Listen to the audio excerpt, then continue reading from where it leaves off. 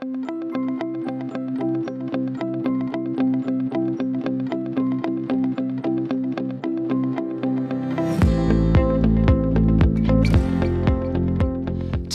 we're finishing up a series where, over the past few weeks, we've talked a lot about money. And this week, we're going to talk about one more big idea that I think is important for us to learn when it comes to money. Have you ever wondered if what you had to give could really make a difference? Chances are you probably have. Of course, middle schoolers have little money readily available to use, and what little money you do have doesn't seem like enough to make a difference to you or anyone else. But as we've talked about over the last couple of weeks, you also have other things to give, other things of value. You have time, talents, and influence. And when you think about it that way, it's easy to see you have something to offer. But it may still be difficult to see how what we have might be enough or be good enough to be used. Maybe your church is having a bake sale to help flood victims, and a lot of people from your church are bringing their most delicious baked goods to sell. You love to bake, but you wonder if your food would be good enough to actually make any money, especially compared to what everyone else is bringing. Or maybe there's a marathon coming up soon that's donating its proceeds to the homeless in your community. Or you are a runner, but you worry that you won't be able to get enough sponsors for your run to really make a difference for those in need. You might think, would $20 from a bake sale or a fundraising marathon really impact anyone significantly? Would it even be worth it? No matter what it is you have, friends, abilities, money, knowledge, skills, when you don't think it's enough to be used, you end up hiding it away or just giving up. The problem with that is not only do others miss out on the incredible things you have to offer, but you also miss out on a part of the story that God wants to write with your life. Whether you realize it or not, God has an incredible place for you in His story. He wants to use your gifts, your talents, your resources, everything big and small, to make an impact in the world. I think the Bible can help us understand this a little better. There's a story in the book of John that if you grew up in the church, you may have heard when you were a kid. But if you haven't heard it before, let us set the scene for you. The Gospels are 4 books in the New Testament of the Bible that tells the story of when Jesus was on earth. And John is one of those books. When Jesus was alive on earth, he was pretty popular. He was a teacher, and in his culture, believe it or not, teachers were basically rock stars. I mean, imagine your English teacher with a following the size of Justin Bieber. Pretty crazy, right? But that's what it was like in Jesus' day. And because he was such a big deal, people would come from miles away just to hear what he had to say. One afternoon, thousands of people showed up to hear Jesus speak.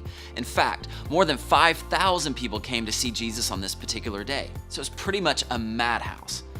As Jesus was teaching, people started to get hungry, and it seemed that nobody remembered to pack a lunch. And that's a pretty big problem if you ask me, because I hate to skip a meal. In the middle of the chaos, Peter, one of the guys who followed Jesus, decided to point out the problem, that there were thousands of people to feed and nothing to feed them. Let's pick up the story there.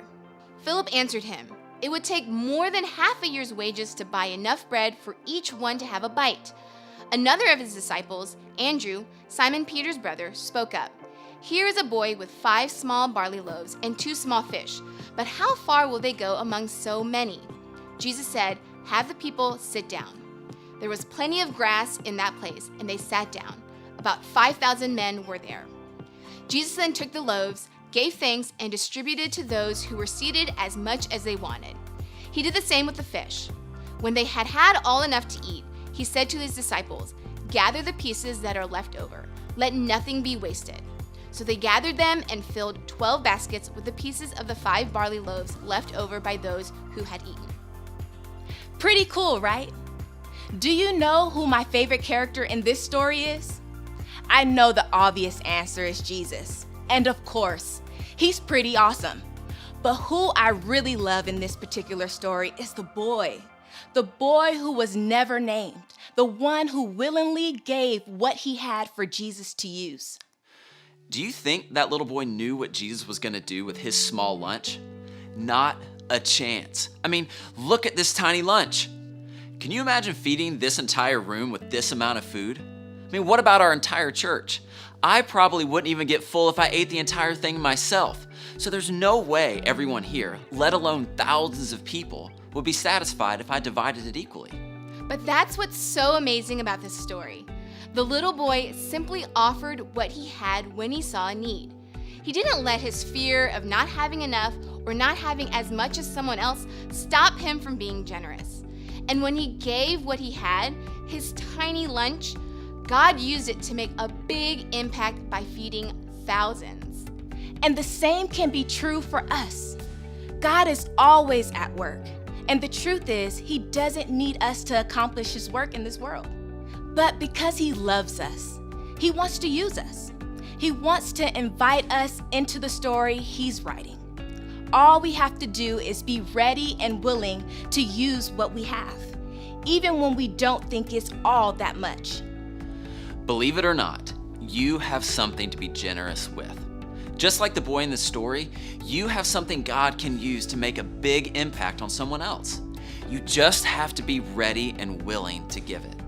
Sometimes it's easy to see how God might use the gifts we have for others, but more often than not, when we choose to be generous with what we have, we may not know what's going to come out of it.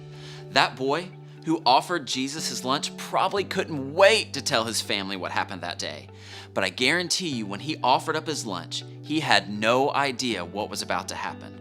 He just trusted that God had a bigger picture and a bigger plan. And we have to do the same. We've all been entrusted with something of value. It might be money or a talent or influence over people. But as middle schoolers, I think we can often wonder what could actually happen with what little we have to give.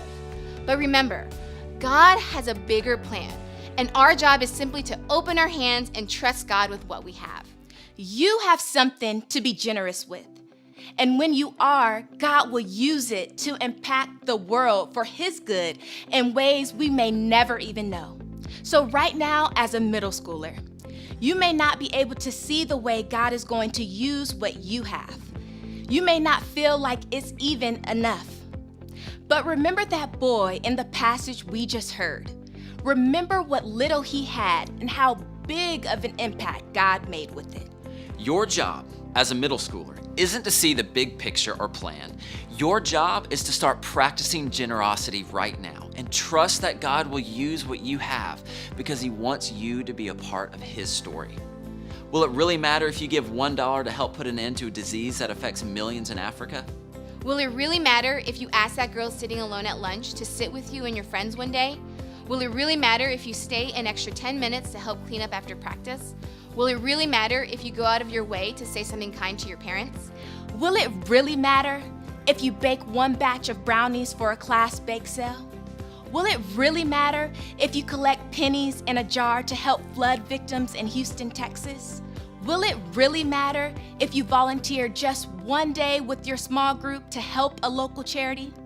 I think it will, because you have something to be generous with. And when Jesus is at work, He'll take what you have and make it more than you ever dreamed. Don't doubt that God can use what you have to do something great. Don't be stopped by what you think you lack. Use what you have generously and let God do the rest.